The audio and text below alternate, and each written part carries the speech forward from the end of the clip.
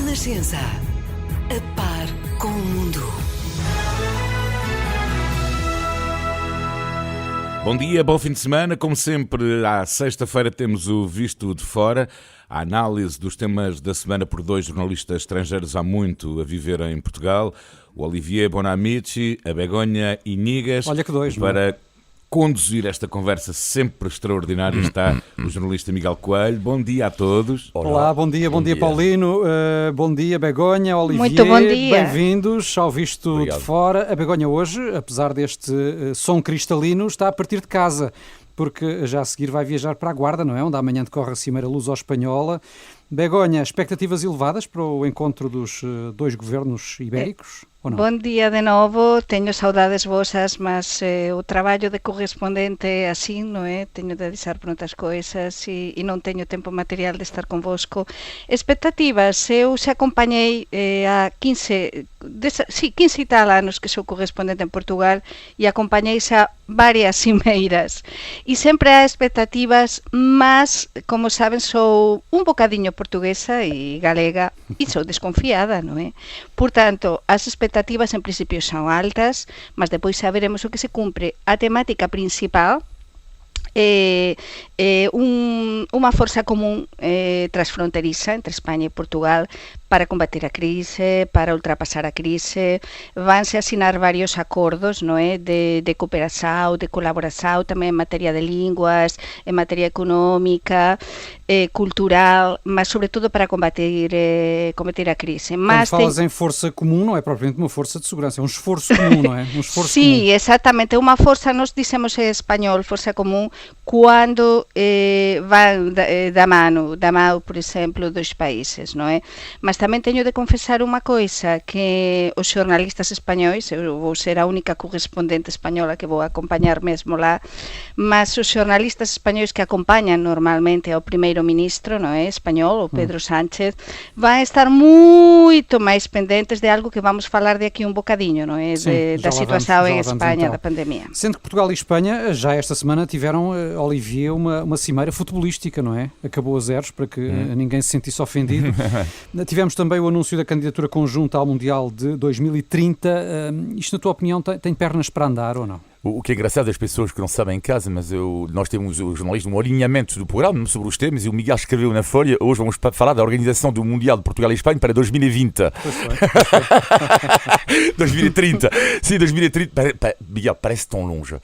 Parece tão longe por duas razões. Primeiro, porque de facto fica longe no tempo, não é? E segundo mas ponto, passa depressa. E segundo ponto, tendo em conta o contexto atual do coronavírus, parece do tipo que temos outras coisas para pensar do que uma organização do Mundial em 2030, não é? Agora, são dois países que têm a experiência da organização, já falharam, não é? Tipo, mas já houve candidaturas de Portugal e Espanha que não teve êxito.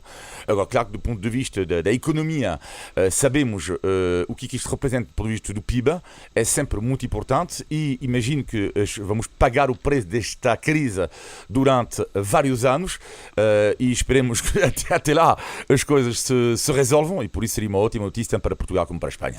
Muito bem, vamos avançar com os temas europeus e lembro que o Visto de Fora é uma parceria da Renascença com a Euronet, a rede europeia de rádios. Euronet Plus. No plano europeu, complica-se a negociação sobre o orçamento comunitário. Begonha, as negociações entre o Parlamento Europeu e a Comissão foram suspensas. Os eurodeputados não estão satisfeitos com a proposta da presidência alemã. O que é que isto pode implicar? Pois pode implicar demorar ainda máis para conseguir un acordo, non é? Isto está difícil, non é? E estamos a ver nos diferentes países tamén como é que están as coisas. Quería tamén acrescentar unha coisa a isto da Organización do Mundial de España e Portugal. Quería só acrescentar que xa tentaran Portugal e España isto há anos, como ben se lembran todos os nosos ouvintes, entón non se conseguiu, non é? Mas eu estou optimista con este tema. Neste caso, estou optimista.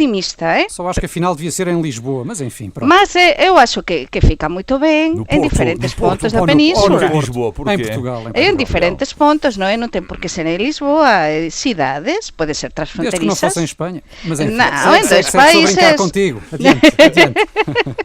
Mas isto de Bruselas, é dizer, a diferença entre o que está a acontecer em Bruselas, não é? Para que os nossos ouvintes também aproveitem também este tempo, co que acontece, por exemplo, nos nosos países, é que nós temos unha relación óptima entre os diferentes países, estou a falar España e Portugal, mas, por exemplo, en Bruselas, há tantas diferenzas entre uns países e outros, non é? E os objetivos comuns, que alcanzar neste momento un acordo, eu era máis optimista há 2 semanas, se lembram, do que sou agora. Não sei o que acha Olivier. Isto pode inclusive atrasar os planos de recuperação económica, Olivier? Sim, pode atrasar e a chegada dos fundos europeus, que é algo também que se vai debater em Guarda, precisamente na cimeira, não é? Tudo isto está relacionado diretamente, É assim, eu também não estou neste momento muito otimista porque existem países, lá está, a tal questão do Estado de Direito, não é? Que é o grande ponto de desacordo neste momento.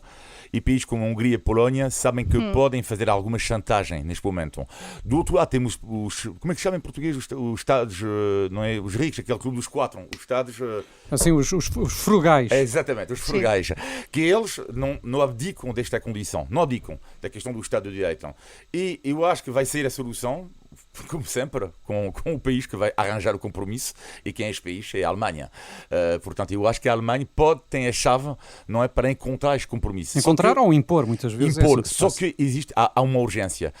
Há países que precisam rapidamente, mas super rapidamente do dinheiro. Portugal é um caso deles, a Espanha também, a Itália precisa urgentemente deste dinheiro. Portanto, essa é a grande questão. Será que somos capazes na Europa de abdicar dos nossos princípios para receber o nosso dinheiro? É a grande questão ética também que há. Sim, sendo que na próxima semana há novo Conselho Europeu para discutir temas como as alterações climáticas, as relações com a África, também o grande espinho que continuam a ser as relações com o Reino Unido, e cada vez parece ser mais provável um Brexit sem acordo.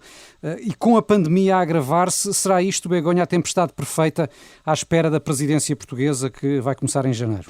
Pois sí, a tempestade perfeita, mas os portugueses conseguen tudo, non é? E unha das cousas que falaba non há moitos días na Galiza cun diplomata galego, non é? A falar de Portugal, unha persoa que ama Portugal, ele dicía unha coisa que eu acho que define perfeitamente o que Portugal sempre faz e consegue. É dizer, ele dicía que eu non sei como é que os portugueses conseguen, mas está tudo mesmo mal, parece que está mal, está sin organizar, temos tempestade ou temos o que for, e depois eles conseguen, non é? Então, eu lembro-me da presidencia portuguesa en 2007, é verdade que eran outras circunstancias ben diferentes, mas saiu moito ben. Por que non vai sair ben agora? Mas é verdade que neste Consello da próxima semana, Consello Europeu, temos varios temas importantes por cima da mesa, mas sin dúbida temos este tema do orçamento, temos este tema dos fundos comunitarios, que é un tema que eu acho que o que máis interesa, somos egoístas para nos propios, o que máis interesa a cada un dos países, e infelizmente os outros temas, penso eu, ficarán para o segundo plano. Sí, para o segundo plano, numa altura em que de facto a pandemia continua a evoluir de forma preocupante, com os números a subir por toda a Europa, incluindo em países como a República Checa, que foi um exemplo de boa gestão da Covid-19 na primeira vaga e que agora tem mais de 5 mil casos por dia. Temos sucessivos países a reforçar as medidas para tentar controlar a situação. Na Bélgica, bares e cafés fechados, novas restrições em França, máscaras obrigatórias na rua em Itália e na Polónia, estado de alarme, não é? Em Espanha, quase a ser decretado, em Madrid. Será suficiente, Olivier, para evitar novos confinamentos a nível nacional? Isto é a grande questão. Eu também já fui mais otimista, pensando que o governo francês, português, espanhol prometeram que não ia haver um novo confinamento como nós tivemos em março. Hoje em dia eu tenho cada vez mais dúvidas, porque a situação está a piorar, tenho mais dúvidas. A grande questão aqui tem a ver com a capacidade, não é, nos hospitais. E é isso, vai ser a chave novamente, não é? Porque é bem bonito dizer, e de facto não podemos fechar o país, a economia é importante, mas a partir do momento, se voltarmos numa situação dramática, se o número de mortos começar a aumentar muito, sim, e a questão dos hospitais, e isto é muito preocupante. Agora, em relação à situação em França, que não é nada boa, ontem vi a conferência de imprensa do Ministro da Saúde, que é super interessante, é que ao lado dele estava o Ministro da Economia. E definitivamente a França para mim é um país mais socialista que há na Europa. Eu já sabia que o Macron era de esquerda, quer dizer, Macron arma-se às vezes em centro-direito, mas não. A França é o país mais socialista da Europa e vou mais longe do que isso. A França neste momento é o país mais protetor da Europa. Protetora. Ou seja, é uma carta, mas é super interessante perceberem isto, que é a França aposta numa coisa que é a questão do layoff. O Estado gasta uma fortuna, 2 milhões de empresas que estão a ser ajudadas. O Estado, tu ganhas em França 5 mil euros no privado, o Estado neste momento dá-te 5 mil euros. Não é? É preciso ver isto. Não é? 5 mil euros. Ou seja, o desemprego não está a subir muito em França. Não está. É uma aposta socialista, eu diria, do Estado francês, só que, como às vezes fazem os socialistas, às vezes... há o problema da dívida, porque esta aposta do Estado francês, que eu não vejo em outros países, não vejo, com tanta ajuda do Estado, não vejo, só que vai ter um custo, que é a questão da dívida pública francesa, é que a dívida pública francesa já é super elevada, e com estas jogadas do Estado, porque a ideia do Estado é isso, até vão ajudar fotógrafos, livreiros, dando fundo de solidariedade, mais o layoff, mais tudo isso, é uma loucura de ajuda, é uma loucura absoluta. Depende também muito da duração da pandemia. Sim, mas pronto, é uma aposta do Estado francês, não é? Mas é a aposta, ok, mas um dia, quem é também... Que vai pagar a conta. Eu não estou a me pronunciar a favor ou contra, estou a dizer, um dia alguém vai ter que pagar a fatura. Begonha, como é que estás a ver esta evolução a nível europeu? Quais são as situações que gostavas de destacar? Pois eu estou a ver con moita preocupación, acho que como todos, non é? E é curioso porque Portugal vai un bocado ao contrario, a ver Sim, que já vamos acontece para falar a mais em semana, detalhe da situação portuguesa. vamos falar agora, mas temos, por exemplo, caso, como dicía Olivier, para non me repetir moito, da Bélxica, por exemplo, que para a mí chamoume moito a atención esta semana, non é? Porque a Bélxica, que era un país que tiña apostado moito por, confinamento, non, para que? É todo como moito light, non é? Agora precisamente fechou todos os bares, os cafés, é unha situación como moito restrictiva neste momento, non é? E as persoas están moito preocupadas e depois temos o caso da França, que xa falou Olivier, mas sobre todo a mí preocúpame como española, non é? O caso nin tanto de España como o caso de Madrid, porque realmente Madrid converteu-se num asunto, por desgraça, político. Além, moito máis além do tema de saúde, que é o que debería preocupar a todas as persoas neste momento, non é? Temos moitísimos casos, é verdade que ten baixado dos 500 casos por 100.000 habitantes nos últimos días, estamos en 400 e tal. Neste momento está prestes a comenzar un Consello de Ministros, non é? Como adiantabas tú antes, o estado de... vai-se decretar, é máis do que provável, o estado de alarme que equivale... Sí, é unha coisa como emerxencia, non é?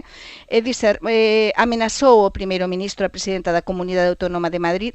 En resumo, non se poen de acordo, non chegan a un acordo. E entón, en medio de todo isto está a pandemia. Portanto, eu estou preocupada porque realmente en Madrid tentouse todo.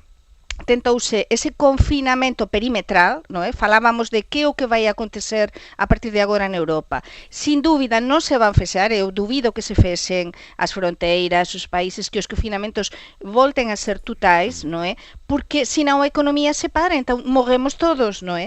Entón agora estánse a testar varias fórmulas que depois copian os diferentes países. Mas o problema da España, sobre todo de Madrid, a capital de España, é que há un pulso político entre unha luta entre o primeiro-ministro español e a presidenta da Comunidade de Madrid. Sim, já explicamos. E a situação continua preocupante, a pandemia continua a avançar, ainda que não esteja... E ainda estamos em outubro. Olivier. E estamos em outubro, não é? É um problema muito grande. O que é interessante no caso espanhol, que eu acho que é um caso que vai acontecer em toda a Europa, que é, mas a Espanha, neste momento, são os reis disso, que é a chamada dos tribunais.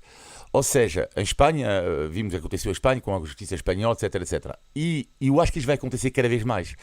Porque, por exemplo, há uma região por acaso, em França, que eu conheço bem, que é a Bretanha, onde as salas de desporto fecharam por causa do corona, e algumas salas de desporto estão a recorrer neste momento aos tribunais, dizendo que isto não é legal. vocês não podem nos proibir. E isto eu acho que vai acontecer cada vez mais, porque mesmo que a Espanha seja um caso talvez mais político, mas no entanto é verdade que há pessoas que não podem ou circular, ou restaurantes que podem fechar, ou bares, vamos a outros países, e que vão recorrer aos tribunais para dizer isto. Ou seja, vamos ver uma sociedade cada vez mais na Europa, porque vivemos em grandes democracias, nós temos o direito de nos queixar, não é? Sim. E os tribunais vão ter casos para resolver, Sim. vai ser uma loucura absoluta. Vamos ver, são E 10h38, Begonha, vamos avançar. Sim, só uma coisinha. E depois temos aqui a transmissão comunitária, não é? Que isso é um problema muito grave. E quando há transmissão comunitária na pandemia, não é? Isso significa que prácticamente impossível cortar se non for con un confinamento quasi total. Mas claro, temos de continuar. Por iso, o problema é tan grande, no? E como temos gaño tantos direitos, e é normal, vivemos en democracia, entón, como explicaba Olivier, vamos ter, por un lado, a xustiza, revoltas, o tema político Sim, e, sobre todo, ao confinamento, a primeira vez, enfim, fomos ao engano, agora a segunda vez vai ser mais Exatamente. difícil. Recordo só que este programa, Visto de Fora, é uma parceria da Renascença com a Euronet, a rede europeia de rádios. Euronet Plus. Portugal, como há pouco indiciava a Begonha, ao contrário de outros países europeus, e apesar de os casos estarem também a aumentar por cá, não tem registado propriamente um reforço de restrições. Pelo contrário, até assistimos agora ao regresso de alguns adeptos ao futebol, por exemplo. Como é que vês este facto, Olivier? É assim, Portugal escolheu uma via, isto é interessante, escolheu uma via completamente diferente da via espanhola e da via francesa, por exemplo. Ou seja, em Portugal, as medidas pesadas foram anunciadas super rapidamente após o confinamento. O confinamento. Ou seja, na altura do desconfinamento. Ou seja, por exemplo, medidas da máscara nos supermercados e tudo isso, em comparação com a França, não existia em França. A França, neste momento, a França começou atrasada nas medidas, não? E neste momento já ultrapassou, que é curioso, não é? E em Portugal é evidente que agora vai haver novas medidas. A grande questão é que medidas, olhando para o que tem feito a Europa, não é? Eu pensei assim, em França, na Bélgica, os bares fecham. Em Portugal seria um drama, para mim sobretudo, não estou a brincar, mas seria terrível. Terrível. Eu duvido que neste momento ainda seja esta medida que vai ser tomada. Eu acho que Portugal vai adoptar uma medida que é a tal medida que eu li, que é a medida dos semáforos, não é? Ou seja, como existe em Espanha, portanto, a Espanha não há, como em França, várias cores, cor de vermelho, rosa, branca, amarelo, não sei o que mais, porque o confinamento ou as medidas, cada vez mais estamos a ver na Europa que elas estão adaptadas em função das regiões e até das freguesias. Portanto, era atribuir uma cor a cada região, sim, e é isso que está também a ser pensado em Portugal, consoante a gravidade da situação da Covid. Isto eu acho que vai acontecer. Agora também, outra medida que eu acho muito estranho que Portugal não toma, que é uma medida, eu não sou epidemiologista, mas tendo em conta o que acontece lá fora, é uma medida que é tomada em cada vez mais países, que é o uso da máscara obrigatória no exterior. É muito estranho que Portugal não tome esta medida. Acho muito estranho. Agora, também, mais uma vez, não sou epidemiologista, não sei se de facto isto é importante, mas agora... Agora somos todos um pouco epidemiologistas. Sim, mas eu não sou. Fomos obrigados. Mas eu não sou. Agora, é evidente que Portugal vai ter que tomar mais medidas, porque estamos a ver neste momento um ligeiro atraso do Portugal em relação aos outros países no que diz respeito às medidas de restrição. Begonha. Olivier, exatamente, vai ter de tomar máis medidas e vai tomar porque xa a ministra da Presidencia, non é? Mariana Vieira da Silva, ontem a noite, depois do Consello de Ministros, non é? Que demorou tanto tempo, ela avanzou precisamente que Portugal vai tomar e adiantou aos portugueses medidas, van estudar para a próxima semana, non? E na próxima semana temos de estar todos prontos porque o goberno portugués vai anunciar outras medidas para tentar travar o avanzo da pandemia en Portugal. Lembremos que onte tivemos 1.200 casos, non é? Sim. Novos casos, portanto, van ter de tomar medidas. Quais é que van ser esas medidas? Acho que a clave en todo isto, colegas, está... A chave, non é? Ou a chave, a clave, está en pensar. Vais seguir esta vía da que falaba Olivier, esta vía intermedia de Portugal, non é? Non ser demasiado restrictivo, a diferença, por exemplo, de outros países, como foran a Italia ou a España ou a França, neste momento, moito máis restrictivos, ou vai avanzar por outra vía máis restrictiva, é dizer, vai continuar Portugal na mesma? Non, eu acho que vai ter o primeiro ministro, sin dúbida será ele, van ter de anunciar outras medidas até um bocado... porque a pressão sobre o Serviço Nacional de Saúde está a crescer. Exatamente, há hospitais porque com falta de camas, etc. Exatamente, há outro tema que eu ia avanzar agora, que eu acompañei con atención o que dixe o primeiro ministro Antonio Costa. Recoñeceu Antonio Costa que precisamente esas dificultades é a primeira vez que eu ouxo a Antonio Costa recoñecer que o Sistema Nacional de Saúde começa a ter dificuldades. Portanto, atenção, quando... E isto será a velocidade da pandemia a surpreender, e remeto já a questão ao Olivier, ou os últimos meses não terão sido tão bem aproveitados para planear o inverno como podiam ter sido? Eu acho que é muito complicado neste momento. Claro, podemos criticar um governo para tudo e mais alguma coisa, não é? Mas como não vejo uma exceção na Europa, não vejam. A Itália, por exemplo, Miguel, de facto, a Itália esteve bastante bem nas últimas semanas, não é? Mas está a piorar agora. Portanto, tu podes procurar medidas e tudo isso, não é? Eu não estou a ver, mesmo a Alemanha, que foi citada em exemplo. Portanto, neste momento não há nenhum governo que tenha a receita mágica, não é? Agora, eu acho também que Portugal, se calhar, o governo português, na minha opinião, se calhar falhou um pouco num aspecto, é que eles demoraram um pouco a tomar mais medidas. Portanto, foi uma pequena demora do tipo, ok, as coisas vão andando. O António Costa sabia que as coisas iam piorar. Aliás, ele próprio estava a prever 1000 casos. Portanto, até mais cedo do que se verificou. Mais cedo do que verificou. Isso portanto, é. Ele podia ter tomado medidas antes, mas enfim.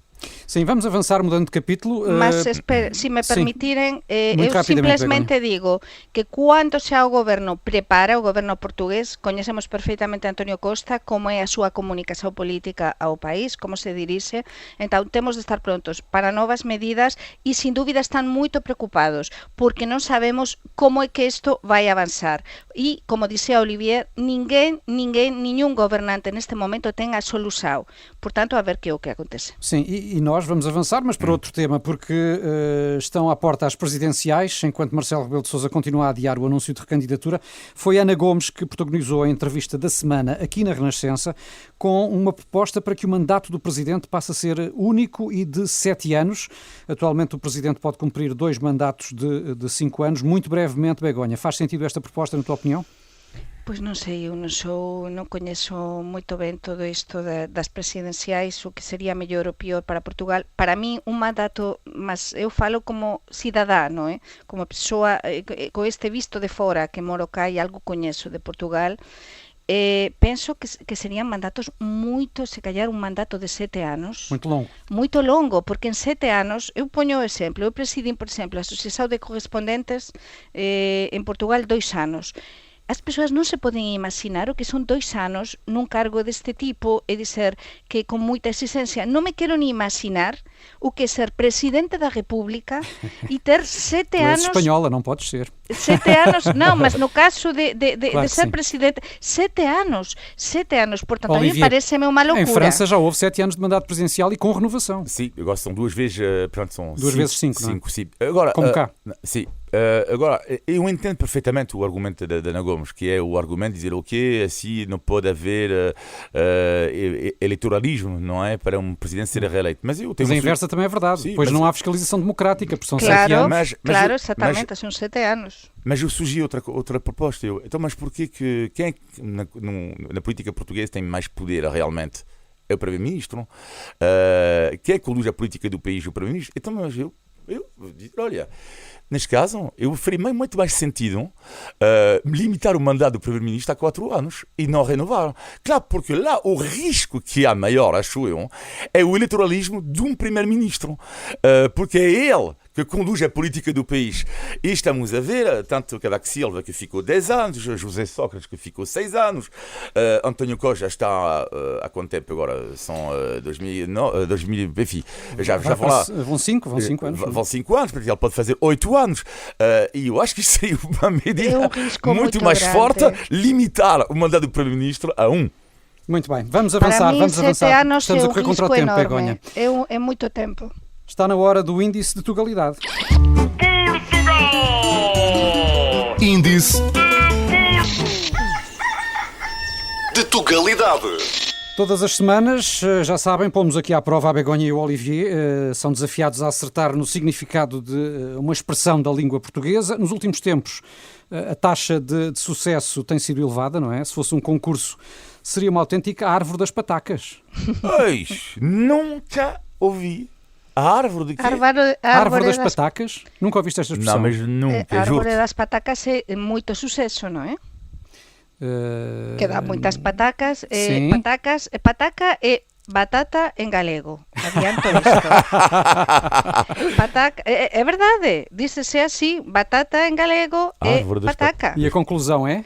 Portanto, é uma árvore que dá muitos frutos. Portanto, muito sucesso. Sim, é mais do que sucesso, é uma fonte de receita fácil, dá dinheiro. Ok. A origem da expressão terá a ver com uma árvore trazida do Oriente pelos portugueses, a Dilenia indica, e foi levada para o Brasil. Conta-se que Dom Pedro IV de Portugal, primeiro do Brasil, fazia uma brincadeira que era colocar moedas na flor desta árvore e mais tarde depois os frutos cresciam com as moedas no interior, e ele então abria os frutos à frente das pessoas e dizia que no Brasil o dinheiro até nascia nas árvores. Ei. E portanto, pataca já agora era uma moeda que esteve em circulação no Brasil nessa época, e daí a árvore das patacas. Portanto, é uma fonte de dinheiro fácil. Bruxelas, por exemplo, é vista muitas vezes como uma árvore das patacas. Sim. Eu nunca vou me recordar desta expressão, porque esta palavra pataca eu acho que eu não vou conseguir Eu gravar. vou lembrando. Desta vez não acertaram. Índice de Tugalidade. Antes de fecharmos, ainda como sempre o positivo e o negativo da semana, na opinião dos nossos dois comentadores, vamos ao negativo, Begonha. Pois o negativo ten a ver con estes últimos casos que teñen surxido en Portugal, mas nomeadamente entre os estudantes universitarios, non é? Temos o caso, por exemplo, da Universidade de Aveiro, onde há 15 estudantes Erasmus españois, non é? Que deran positivo por coronavirus, e realmente, si estamos a ver por qué, foi pelas festas de estudantes. Então, em aquí, Espanha também temos esse problema. Claro, un problema xa desde o primeiro momento, non, dos últimos meses, desde maio, xuño, sobre todo xuño, que teñen aumentado estas festas.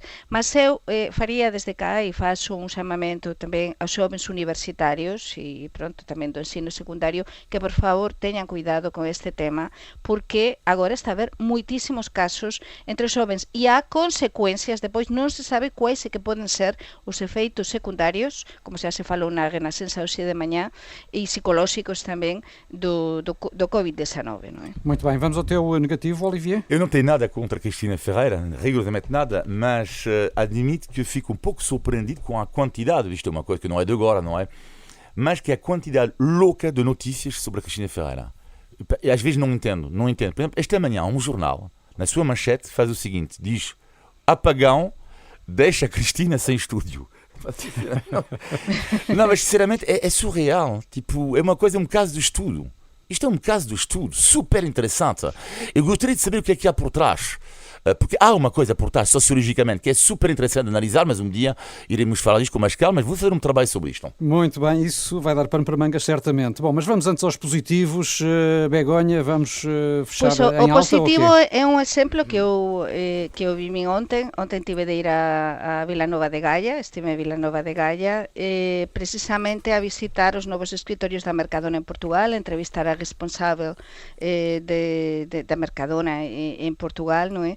E a ver tamén algunha das loxas novas. E é máis un exemplo de traballo, é un exemplo dunha empresa que funciona ben, e tive o gosto tamén de coñecer a loxa de Hermesinde, cumprimento desde cá as persoas de Hermesinde que nos están a ouvir, que há moitas persoas, con certeza, e unha loxa é un exemplo como se poden revitalizar, por exemplo, antigas fábricas, o caso dunha antiga fábrica de tecidos, non é? E tamén envolver a toda a comunidade. E soube, por exemplo, que a Mercadona está a axudar a moitísimas persoas tamén, por exemplo, como o Banco Alimentar, precisamente agora que acaba de gañar o Premio Nobel da Paz, non é? O Programa Alimentar das Nações Unidas contra a Fome.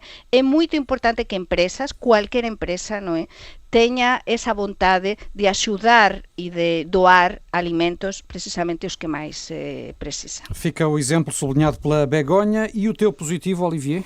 Eu comento o ciclismo em Portugal há cerca de 15 anos e nunca, desde que eu comecei, eu nunca tinha visto um português liderar uma grande volta. Portanto, o meu positivo da semana vai para um rapaz de 22 anos, João Almeida. É assim, existe uma febre, eu diria em Portugal, que estou a sentir agora, para quem gosta de desporto e de ciclismo, uma febre cor-de-rosa, que é cor da camisola da liderança da Itália, e às vezes eu fico cansado de ver os jornais dizer, pronto, há um jogador de futebol que comeu uma salada ontem, comeu uma feijoada na véspera, comprou um Ferrari, um Porsche. Hoje temos um rapaz, o desporto português tem um rapaz que está a escrever uma das páginas mais bonitas, não só do ciclismo, do desporto português. E para mim, como é evidente, é uma fonte de alegria gigante, porque eu sou comentador, mas lá está no meu coração, estou a torcer para ele, estou a rezar, faltam 2 semanas, será que ele pode conseguir algo que nenhum português conseguiu na história, que é ganhar uma grande volta. A Espanha já teve tantos grandes ciclistas, Alberto Contador, Miguel Indurain, que já ganharam grandes voltas, mas Portugal nunca teve, e para mim seria algo de muito bonito no contexto atual, porque é uma bela modalidade, e pronto, e para mim, eu dedico isto a este positivo, claramente. Força nas pernas ao João Almeida para aguentar a camisola rosa no Giro. Estamos no fim de mais um Visto de Fora. Obrigado, Olivier. Obrigado, Begonha. Conversamos aqui todas as semanas sobre a Europa, Portugal e os portugueses. Podem enviar comentários e sugestões para vistofora@rr.pt. Mais uma vez, um bom fim de semana. Obrigado. Um abraço, Paulino. Obrigado. Fim de semana. Renascença, Leiria, Fátima, Alcobaça, 106.0, 95.1.